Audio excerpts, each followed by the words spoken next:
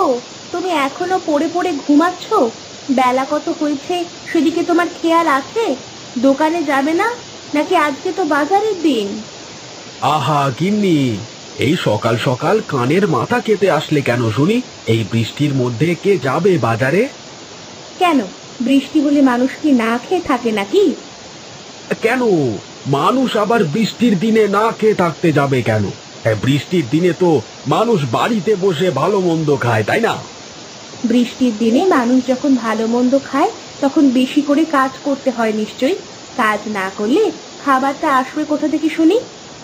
না না, দিলে তো দিলে, একদম মুডটা নষ্ট করে দিলে। কি সুন্দর শুয়ে শুয়ে জানালা দিয়ে বৃষ্টির ফোঁটা গুনছিলাম, তুমি তো সবটা নষ্ট করে দিলে। হুর।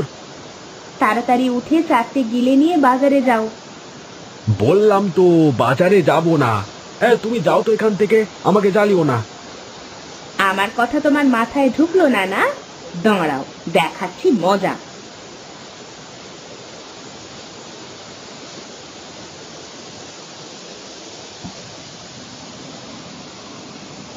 এই কে কে কে কে ছাদ ফুটো হয়ে গেল নাকি রে বৃষ্টিতে? এ কি, তুমি আমার গায়ে পানি ঢেলে দিলে? বেশ করেছি, এখন উঠে বাজারে যাও, নইলে এবার ঠান্ডা জলের জায়গায় গরম জল ঢালবো। এই গোপাল দাদা, গোপাল দাদা, এই দাঁড়াও দাঁড়াও, আমিও যাব। আরে কানাই, আয় আয়, তাড়াতাড়ি আয়। এটা এই বৃষ্টি বাদলের মধ্যে কোথায় চললে দাদা? কোথায় আর যাব বল, সকাল বেলায় বৃষ্টির মধ্যে ঘুমিয়েছিলাম, বউ এসে গায়ের উপর পানি ঢেলে দিল। হ্যাঁ, তোমার তো গায়ের উপর পানি ঢেলেছে, তাও আমার বউ তো গরম খোঁচা নিয়ে এসেছিল। বলিস কি রে, একেবারে গরম খোঁচা? তা নয় তো আর কি বলছি। হে, তাহলে তো আমারটাই ভালো আছে রে। এখন চল চল, পা চালিয়ে চল তো, দোকানে যেতে হবে। তুমি কি পাগল হয়েছো নাকি দাদা? এই বৃষ্টির মধ্যে দোকানে গিয়ে কি করব বলো তো? গিয়ে দেখবো দোকান একদম ফাঁকা পড়ে আছে। দোকানে যাবি না তাহলে কি করবি? তোমার কাছারি ঘরেই যাই বরং, সেখানে গণেশও থাকবে, তিনজনে মিলে বসে আড্ডা দেওয়া যাবে। হ্যাঁ হ্যাঁ, তাই চল তাই চল।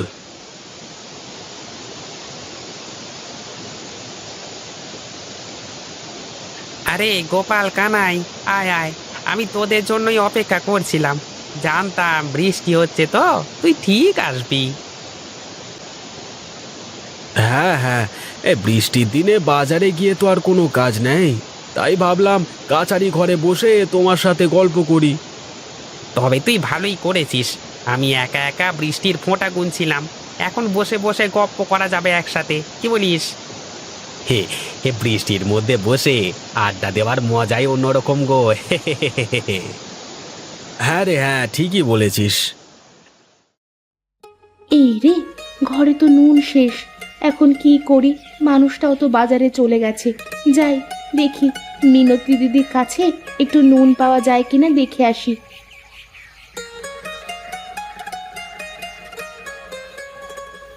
এই দিদি, মিনতি দিদি, বাড়িতে আছো? হ্যাঁ রে হ্যাঁ, আছি, আসছি। কি ব্যাপার মালতী, তুই আয়, ভেতরে আয়। না গো, আমি আর ভেতরে যাব না। তোমার কাছে একটু নুন হবে গো দিদি? বাড়িতে নুন শেষ হয়ে গেছে, আমার মানুষটাও বাজারে চলে গেছে, এখন তো রান্না করতে হবে। হ্যাঁ, তুই আয়, ভেতরে আয়, আমি তোকে নুন দিয়ে দিচ্ছি। কি করি বলো তো দিদি, মানুষটা একদম কাজবাজ কিছুই করতে চায় না, প্রতিদিন বকে বকে তারপরে কাজে পাঠাতে হয়। তুই কার কাছে কি বলছিস? আমি তো আজ সকালে গায়ের ওপর জল ঢেলে দিয়ে ঘুম ভাঙিয়ে বাজারে পাঠিয়েছি। আমিও তো গরম খোঁচানি হাতে নিয়ে গিয়েছিলাম, তারপর ঘুম থেকে উঠলেন মহারাজ। এই গাঁয়ের বেটা মানুষেরা যে এত কুঁড়ে, সে কথা আর কি বলবো। হ্যাঁ রে হ্যাঁ, সে কথা আর বলিস না রে তুই।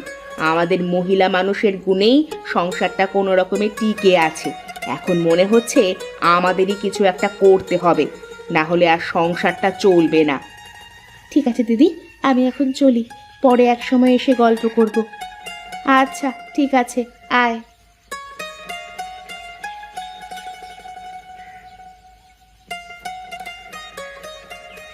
এই যে সুজয় দাদা, শুনছো? বাজার থেকে ফিরলে মনে হচ্ছে। হ্যাঁ, একটু বাজারে গিয়েছিলাম বাজার করতে। বাজার করেই তো ফিরছি। তা তোমার গোপাল দাদাকে কি দোকানে দেখলে? কই না তো, দাদাকে তো দোকানে দেখতে পেলাম না। দোকান তো বন্ধ ছিল। ভাবলাম দাদার দোকান থেকে এক খাঁচি ডিম নেব, তা তো আর হয়ে উঠলো না। আচ্ছা, আমি এখন চলি। বাড়িতে বউ বসে আছে, আমি গেলে তারপর রান্না করবে তো। আচ্ছা আচ্ছা, তাই যাও।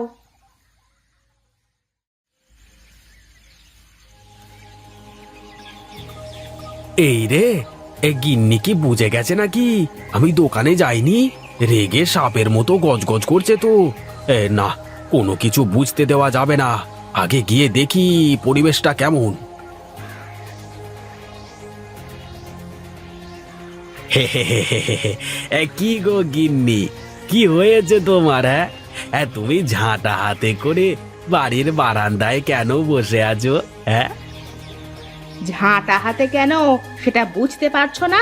তোমাকে আজ আমি ঝাঁটা পেটা করব। সে কেমন কথা? আমাকে আবার ঝাঁটা পেটা করবে কেন? আমি আবার কি করেছি? কি করেছো বুঝতে পারছো না? না, তা তুমি সারাদিন কোথায় ছিলে? এই রে, গিন্নি বোধহয় বুঝতে পেরে গেছে।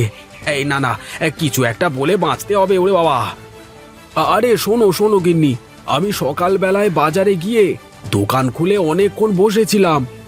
পরে বাজারে কোনো লোকজন না দেখে দোকানটা বন্ধ করে বাড়িতে ফিরতেই যাচ্ছিলাম, এমন সময় এই কানাই আর গণেশের সাথে দেখা হয়ে গেল। তাই ওদের সাথে গল্প করছিলাম আর কি। কিন্তু সুজয়তা বলল তুমি নাকি বাজারেই যাওনি, দোকানই খোলনি। অনেক হয়েছে, আর নয়। এবার থেকে আমি দোকানদারি করব, আর তুমি বাড়ি বসে রান্না বাড়া করবে।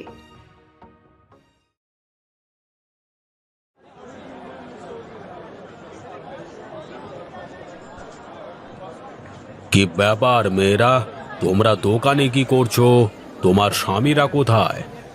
আগে আজ থেকে আমরা দোকানদারি করব জমিদার মশাই, আর আমাদের স্বামীরা ঘর সামলাবে। না না না, এ হবে না। মেয়েদের কাজ ঘরে থাকা, বাজারে দোকানদারি করা নয়। আমি থাকতে আমার এই বাজারের মাটিতে কোনো মেয়েরা দোকানদারি করতে পারবে না। এখন বাড়িতে গিয়ে তোমাদের স্বামীকে দোকানে পাঠিয়ে দাও, যাও। কিন্তু জমিদার মশাই, স্বামীরা ঠিকঠাক কাজ করে না, ওরা যে খুবই অলস।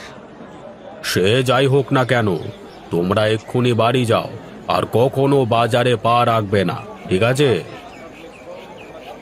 এখন কি করবি রে দিদি? জমিদারের কথা অমান্য করে বাজারে তো আর দোকানদারি করা যাবে না। হ্যাঁ, তাই তো। কিন্তু কিছু একটা তো করতেই হবে আমাদের। কিন্তু কি করবি? বুদ্ধি পেয়েছি। জমিদার বাবু আমাদের বাজারের মাটিতে পা দিতে নিষেধ করেছেন। আমরা এক কাজ করি, পানিতে দোকান বানাই। পানিতে? মানে পানিতে আবার কেমন করে দোকান বানাবি? আরে, এ আবার এমন কি কঠিন ব্যাপার? কলার ভেলার ওপর দোকান বানিয়ে সেটা পানির মধ্যে দিয়ে দিলেই তো হয়ে গেল। এটা কিন্তু মন্দ বলিসনি। এখানে তো প্রচুর মানুষের আসা যাওয়া, খুব ভালো ব্যবসাও করা যাবে। হ্যাঁ রে, ভাসমান দোকানের জন্য অনেকেই আসবে আমাদের দোকানে। তাহলে আর দেরি কেন? চল চল, কাজে লেগে পড়ি। চল, এখন বাড়িতে চল, কাল সকাল থেকে কাজ শুরু করা যাবে। আচ্ছা ঠিক আছে, চল। এই কানাই, আমাকে কলার গাছগুলো দে দেখি। সবগুলো বাঁশের সাথে বেঁধে ভেলা বানাতে হবে। হ্যাঁ হ্যাঁ, দিচ্ছি দিচ্ছি। এই নাও দাদা, গাছগুলো সব বাঁশ দিয়ে একসাথে করে বেঁধে ফেলো। আমার হয়ে গেছে, ভেলা একদম তৈরি হয়ে গেছে। হে, আমাদেরও প্রায় দোকান বানানোর কাজ শেষ। হ্যাঁ, যাক, অবশেষে দোকান বানানোর কাজ শেষ হলো। জমিদার মশাই, জমিদার মশাই, আপনি নিষেধ করবার সত্ত্বেও ওরা দোকান দিয়েছে। কার এত বড় সাহস যে আমার নিষেধ করবার পরেও দোকান দিয়েছে? কোথায় দোকান দিয়েছে? চল, আজ আমি ওদের উচিত শিক্ষা দেব। জি বাবু, চলেন।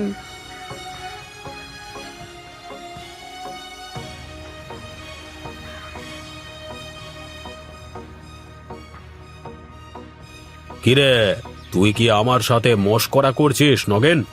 তুই আমাকে কোথায় নিয়ে আসলি? বাবু, দোকানটা এইখানেই তো দিয়েছে ওরা। এখানে দোকান দিয়েছে মানে? আশেপাশে তো কোনো দোকানই দেখছি না। বাবু বাবু, এই দূরে তাকিয়ে দেখুন, ওই নদীর মাঝখানে ওরা দোকান দিয়েছে, ভাসমান দোকান। বলিস কি রে, একেবারে ভাসমান দোকান? চল চল গিয়ে দেখি।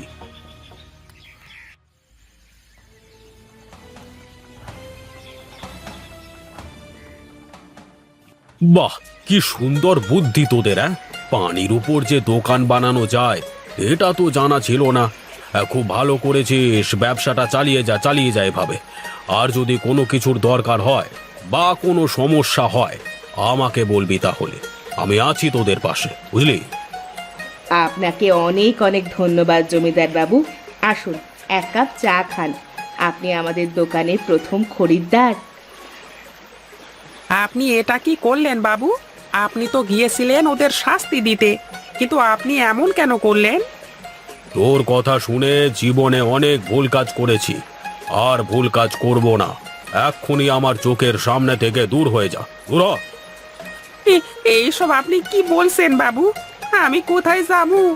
এটা তো মাঝ নদী। কোথায় যাবি? দাঁড়া, দেখাচ্ছি। হট! এখন যা, গোপালের ভাসমান দোকানে গিয়ে চা বিক্রি কর।